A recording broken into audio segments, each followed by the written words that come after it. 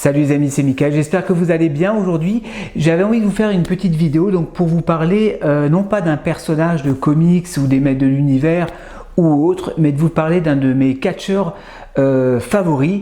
Il y en a plusieurs. Vous savez que je suis un grand fan de catch, pour ceux qui me connaissent, qui me suivent sur la chaîne. Et j'avais envie de vous parler d'un personnage que j'aime beaucoup, enfin plutôt d'un catcheur que j'aime beaucoup.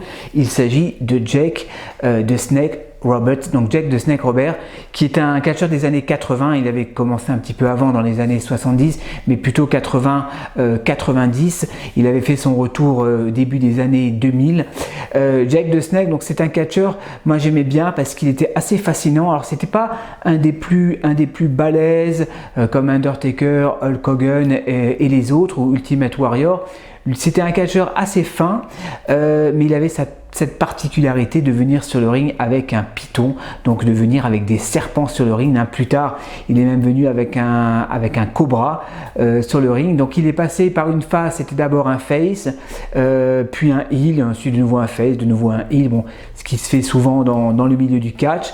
Et voilà, donc Jake de Snake, sa particularité était de monter sur le ring. À l'époque, bon, il n'y avait pas toutes ces polémiques, donc voilà, sur les animaux, on avait encore le droit de venir sur un ring avec un boa.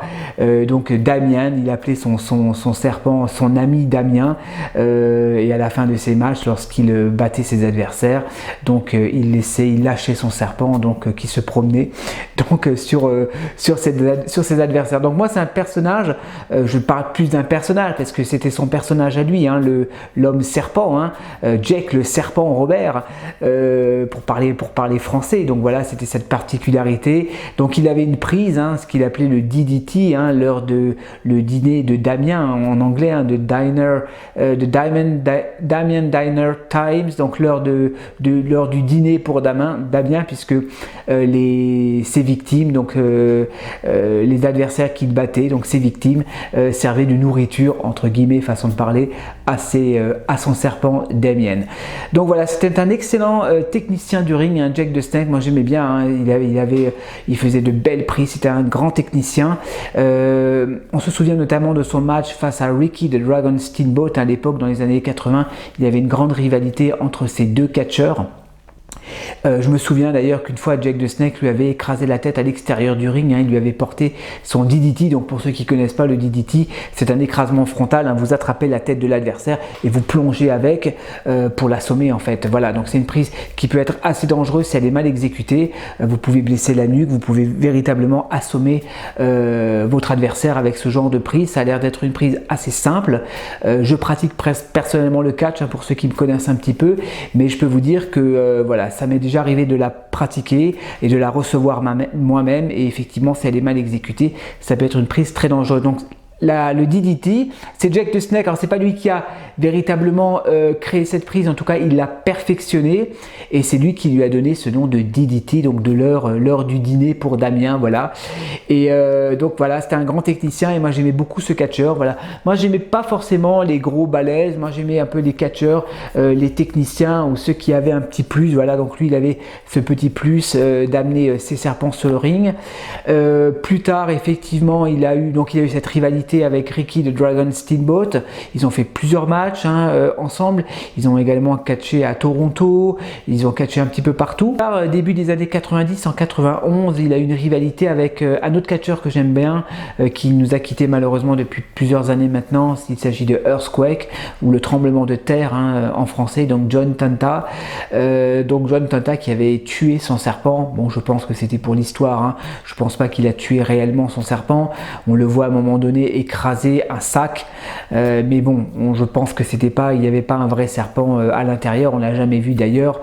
Bien évidemment, ils n'allaient pas le tuer pour de vrai, mais pour l'histoire, pour l'histoire, il avait écrasé son serpent. Donc le Snake l'a rendu vraiment fou de colère.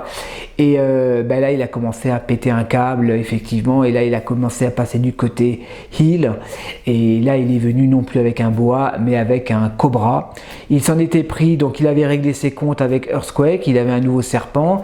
Et il s'en était pris à Macho Man. Donc Macho Man Randy Savage, également une grande légende du catch américain, qui également nous a quittés aussi. Il y a pas mal de catcheurs qui nous ont quittés depuis plusieurs années maintenant, Quake. Donc il y a eu cette rivalité avec le tremblement de terre, et plus tard effectivement il y a eu la rivalité avec Macho Man. Pareil, Macho Man, il a eu pas mal de matchs avec lui, et on se souvient en 91, donc effectivement Jake the Snake avait agressé Macho Man avec son cobra, puisqu'il l'a attaché dans les cordes, et il a laissé son cobra le mordre. Voilà, donc il avait dit qu'il avait retiré le venin, apparemment il y avait encore un peu de venin dans le bras, donc c'était une scène assez gore. D'ailleurs Jake the Snake plus tard lors d'une interview, il avait expliqué, il a dit il n'y a pas de problème, tu peux me faire ton serpent, tu peux me le faire mordre, par contre tu lui enlèves le venin. Et je crois qu'il y avait encore un peu de venin, et Jake the Snake à un moment donné avait essayé de retirer la tête du serpent, mais le serpent mordait tellement fort qu'il avait du mal. On le voit d'ailleurs, vous pouvez trouver les vidéos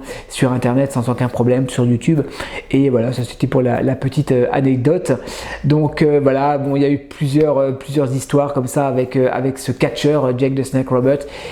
Jake the Snake Robert, il a un petit peu mal tourné, l'alcool, la drogue, il a eu également des accusations, il a été attaqué en justice pour maltraitance sur animaux, sur son serpent. Bref, il y a eu pas mal de... Plus tard, on lui a interdit de venir sur le ring avec des serpents. Voilà, il a commencé un petit peu à toucher le fond, et un autre catcheur, Dallas Page, l'avait repris un petit peu en main, voilà, et au niveau physique, il a un petit peu repris en main, il l'a remis un petit peu sur la bonne voie, il a fait un régime, il a fait du sport, il a un petit peu arrêté les conneries, et voilà, Jake the Snake, il est revenu. Bon, malheureusement, je sais qu'il y a 2-3 ans, il catchait encore en indépendant. Je crois qu'il a arrêté maintenant, parce que bon, il a un certain âge maintenant. Et c'est pour ça, j'en reviens à pourquoi je vous parle de Jake the Snake. Parce que j'ai reçu une figurine que j'ai commandée en Allemagne, en loose. Alors je vais vous faire un gros plan. Attendez, je vais me rapprocher un petit peu. Voilà. Jake the Snake. Alors ça, c'est une version spéciale. Ce sont les Monster, WWE Monster.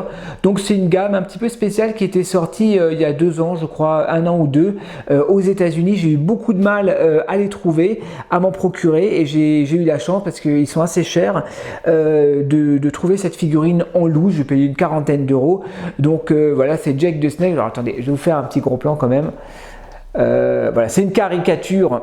C'est une caricature du Snake avec des dents de vampire, donc avec 2 gros serpents dont la gueule est amovible. Vous voyez, vous pouvez ouvrir la gueule, donc c'est assez bien fait. On voit des tatouages, donc il a une peau de serpent sur tout le corps.